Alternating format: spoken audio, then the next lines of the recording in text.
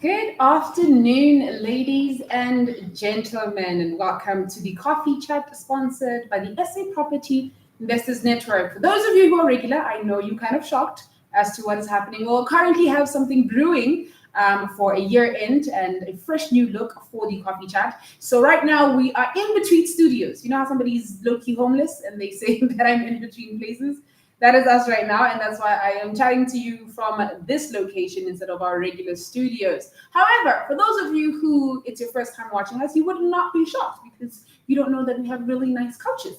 However, as always, this is what we do. So if you don't know who we are the SA Property Investors Network. That's the South Africa's Properties Investors Network. And what we do is simple. We teach, we learn, we grow. And our aim is to be a network of like-minded individuals that either help you start or grow your property journey. It really is that simple.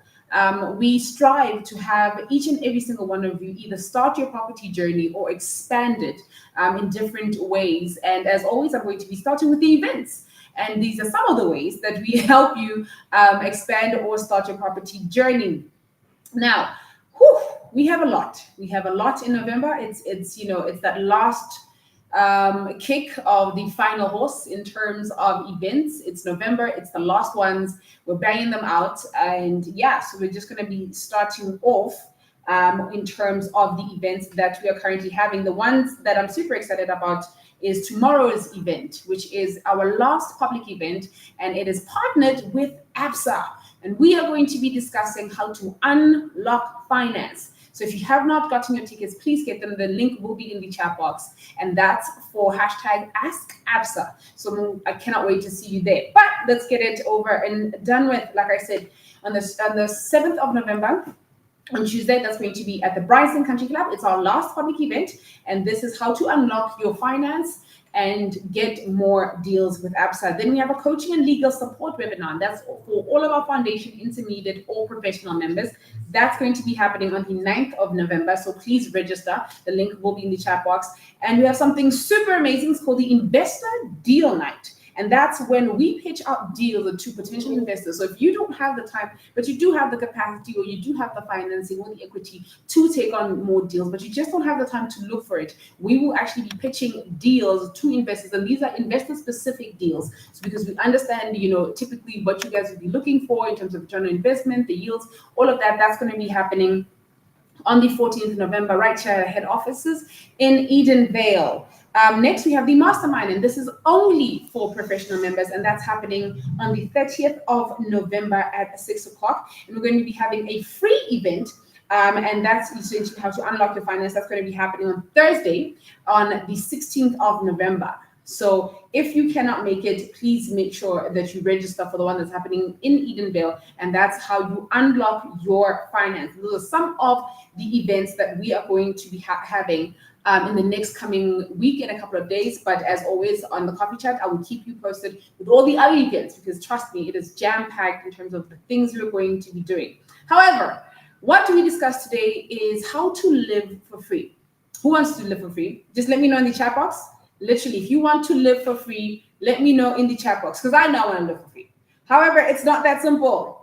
It is a little bit more complex, and what we mean by living for free is using your properties to fund your life. Now, we have an expert in student accommodation and Airbnb, and this lady has an entire portfolio where it just runs itself, and she's going to be letting us know about her experiences, and that's Julia Haddon. So we're going to be chatting to her in a little bit, but yeah, we're going to be discussing how to live for free, and this is especially for youth members, and that youth event is going to be happening next week. So because we know sometimes finance is an issue, how do you unlock different possibilities and opportunities in your current property in order for it to start funding itself? So ladies and gentlemen, please just help me welcome and give a roaring applause for Julia Haddon. How are you? Hi, afternoon. I'm very, very well, thank you. And how are you? I am great, Julia. Thank you for joining us. Okay, so you have the ins and outs and the secrets of how to live for free. I do indeed have the experience. Would you like me to share my story with you? Yes, but before we do that, I just want to urge everybody, as always, please put your questions in the chat box. As I said, Julia is an expert in student accommodation and Airbnb. So we're going to be having a nice chat with her. So any questions you might have in terms of, unlocking the potential in your properties, please put those in the chat box and we will make sure to get Julia to ask them. However, as always, we've had people who've asked previously on the last coffee chat for questions for this week. And we're going to be just unpacking a few things while we're waiting for the questions. So Julia, first and foremost, I'm very envious that you just get to live for free. It's pretty awesome. But I think the one thing that people want to know is, it's always the how. Like, how and when did your journey start? All right. So I am a graphic designer by training, and up until about 2020, I was doing graphic designing, and I've been doing it for 20 years, but I wasn't happy doing that. And I always had a love of property, so I decided to change direction quite radically and upskill myself and start off my property investing journey, which I did do. So I actually started off in the student accommodation side of things. My very first deal was a student accommodation house, and that one I bought towards the end of 2020. I've still got that house. It's still going really, really well. And then, I started following SAPIN, and I saw some of the adverts of the Robin Booth course, the Airbnb course, and I just loved the concept of firstly the house hacking strategy on Airbnb, as well as the rent to rent strategy on Airbnb, because I was looking for a cash flow strategy, just to boost my cash flows, and that seemed like the perfect fit. So I actually had a little studio on my property, and it just needed a little bit more work to actually make it Airbnb ready. So I decided to do that, but obviously before I did that, I upskilled myself. So that is quite key. You need the education behind you so that it's a success. And I did that course. It was the Robin Booth course. I believe you resell it as well. And it's quite an intensive course, but it literally has your A to Z of everything you will need to be a successful Airbnb host, and other tips and tricks and tools, and goodness, it's a minefield of information. So I did that all, and then finally I launched that little studio apartment that I had on my own property. I got it all ready, and I launched it at the end of 2021. I was flabbergasted at the market's reaction to it, and the occupation rate is brilliant, as well as my rates. So it continues to this day, and it's doing really, really well. And that particular apartment is bringing in about 10 to 15,000 rand a month, just that little one. It's literally, I've decorated it tastefully, but it's literally a bedroom. It doesn't have a lounge, and it's got a little bathroom. It's a nicely done bathroom. I've got a bit of a flair for interior design, so I like to make things look nice. And of course, in the Robin Booth course, it shows you how to make things incredibly comfortable for your guests as well as being very sort of clear and informative in terms of your communication and all of that. So that one does really well. And after that, I thought, well, I've got this terrible derelict other room with a sort of makeshift kitchen and toilet area, a really revolting space that was never done nicely from scratch. From day one, it was the floors, the the screed that they put on the floors, the concrete that they put on the floors was literally disintegrating in your hands. That's how bad it was. It was used as a domestic quarters. So based on the success on the first one, I wasted absolutely no time. So December of 2021, I got cracking with renovating that unit. That unit, I literally knocked down walls, rethought that entire space. And then I made a beautiful little private garden for it. That one consists of a fairly small bedroom, open plan bedroom. These apartments are about sort of 25 to 27 square meters, so we're not talking a big space here. But there are clever ways in which you can actually utilize space. So I put in a little kitchenette into that one. The other one didn't have the kitchenette. The bathroom was, I mean, if you know those old domestic quarters, I mean, it's really basic. Had a little toilet and a tiny little shower around the corner. So I made it a sort of like a walk-in shower. But this one, because of the fact that it was such a tiny little bathroom, I spent money on imported Portuguese tiles, and so it looks stunning, and it doesn't feel like you're in a cramped space, because it's actually the finishes and the textures and all of that actually make it feel quite luxurious. So then I launched that one, and that one's equally, if not more, successful. That one's got a certain charm about it. But anyway, so I launched that one in about March 2022. And that is still going. It's still successful.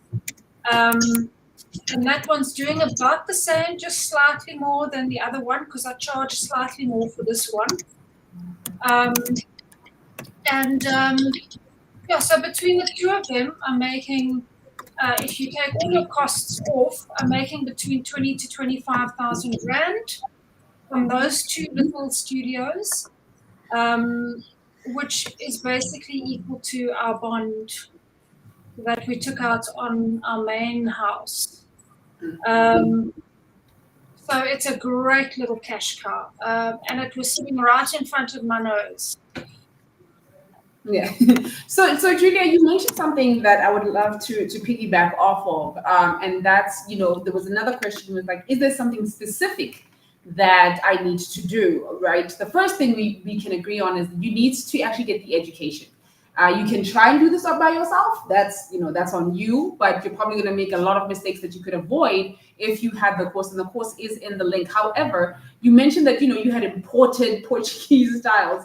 Would you say people need to start off that grandiose, or for the most part, there's just these little things, let's say 3 things, that if you want to rent out your cottage to Airbnb, for example, what would you say those are? Because I don't think everybody has the capacity to go as lavish at the initial starting point.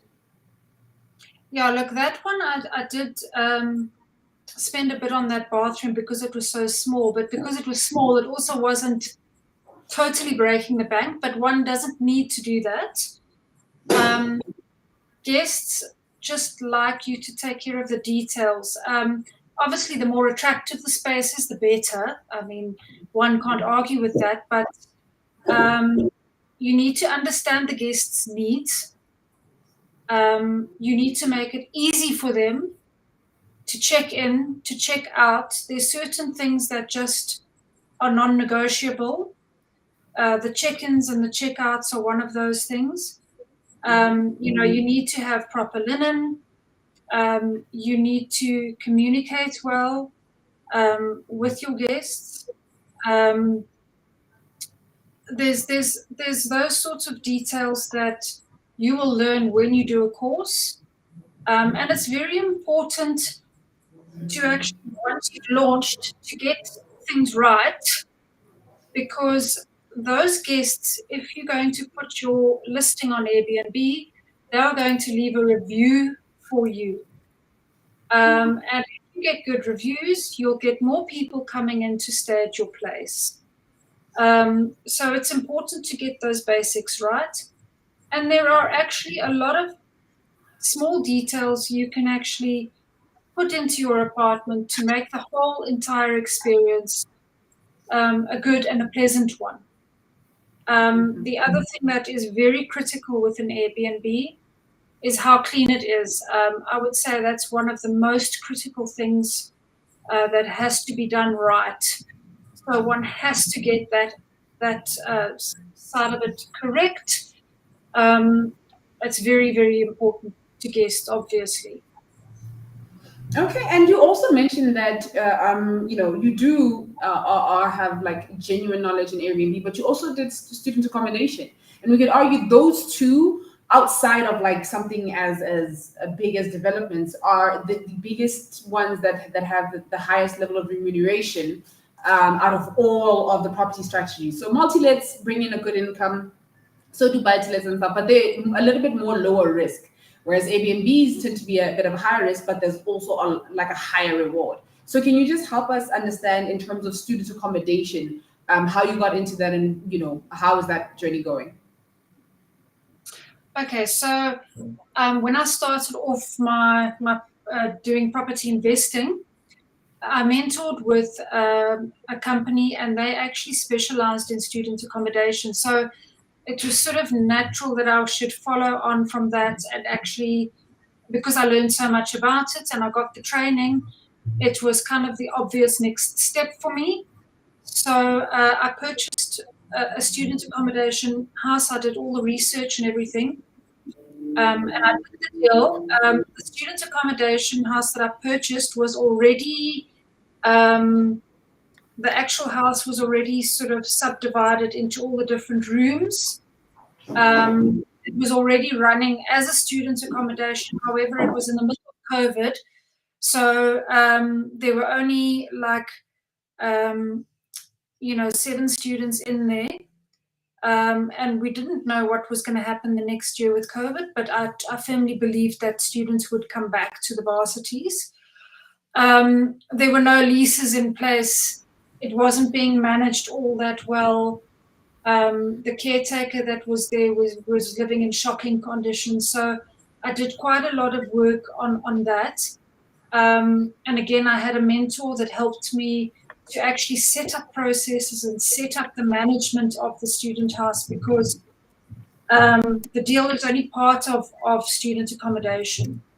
Thereafter, the management of that student accommodation becomes critical.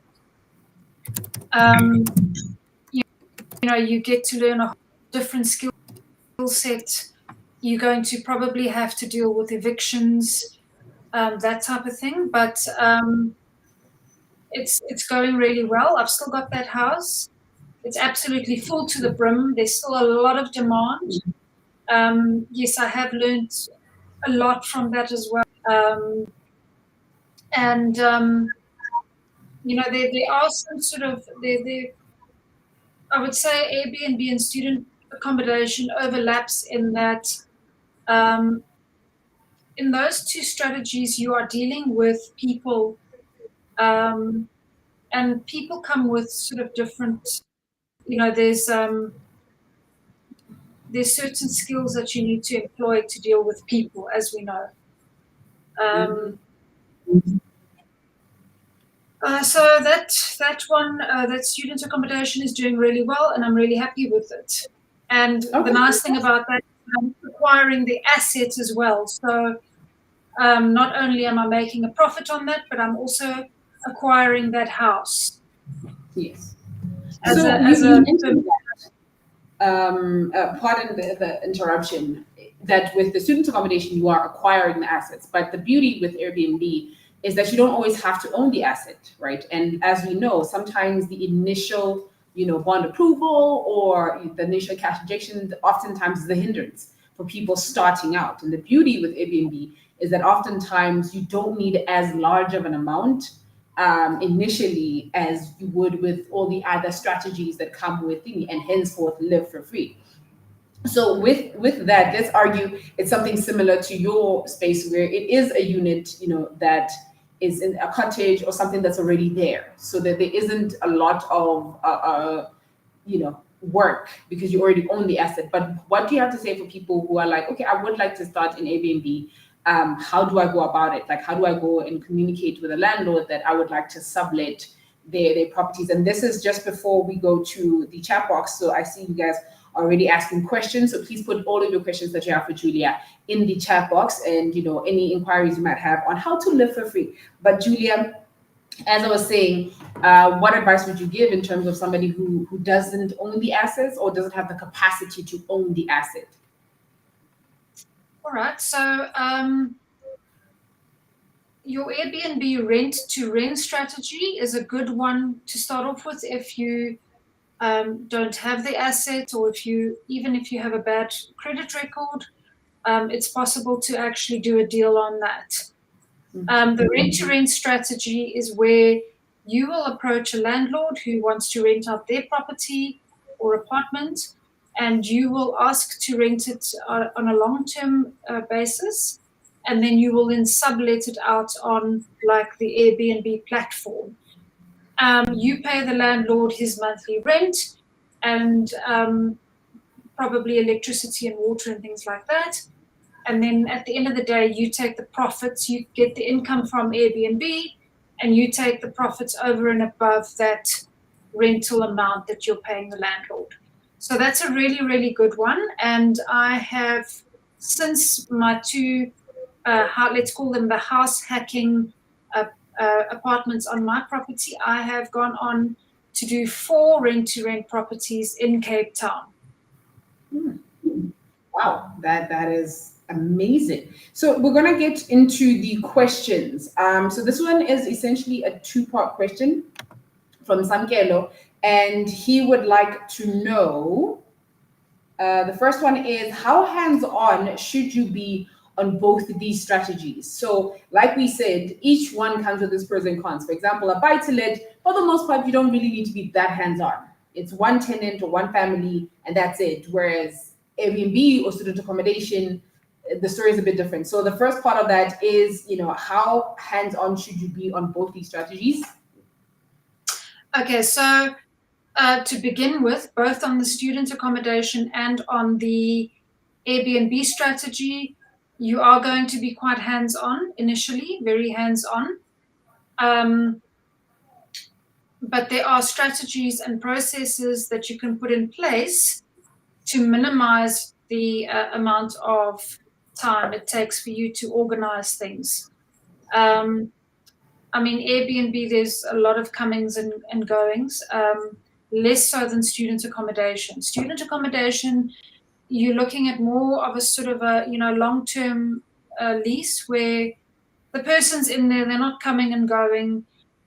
You have to check up once in a while, but once the initial setup is done, it's fairly passive. It's not bad at all, which is what I love about the student accommodation. Airbnb can be a little bit more intense with guest communication. A lot of that communication with the guests, you can actually, do your automated messaging.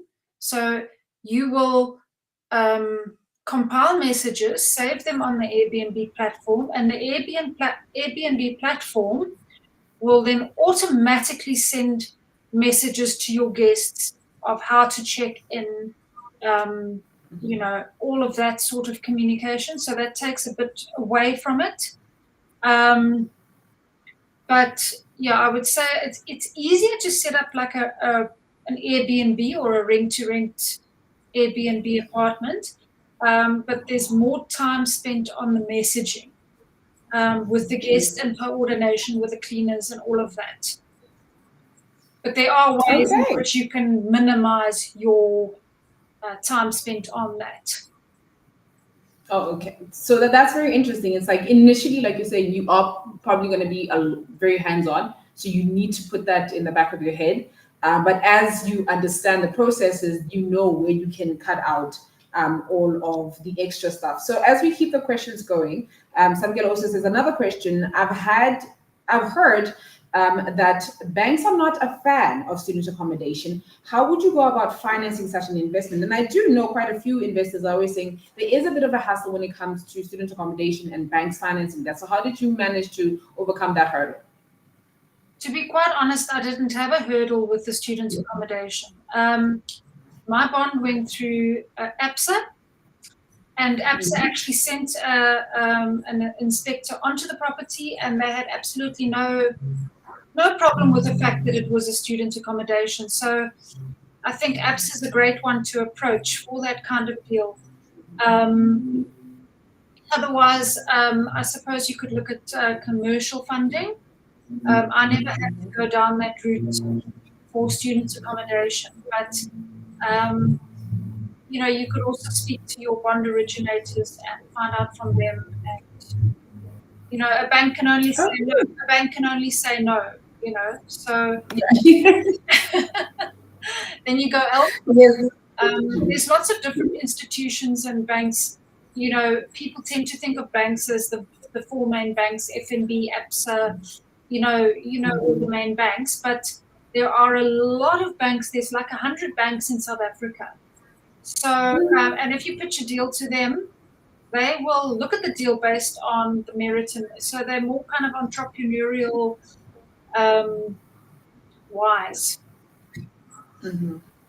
Okay, so that's actually great advice in terms of people not understanding that they are definitely different ways to finance. However, we always choose APSA as number one because they are our partners and they will be there tomorrow discussing how to unlock finance tomorrow at the Brighton Country Club. But we keep the questions going. Jacques has a question for us, and Jacques wants to know, he says, hi, Julia and Khali. Hi, Jacques.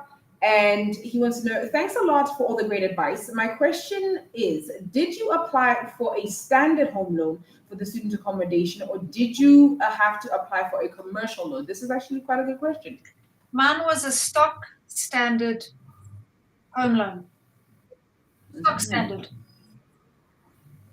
Okay, and do you mind just kind of briefly giving us an understanding what a stock standard home loan is?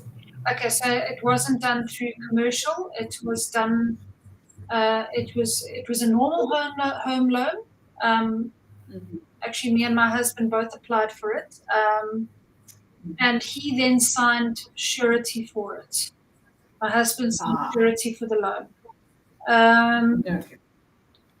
But if you've done your numbers correctly and all of that, it shouldn't be an issue.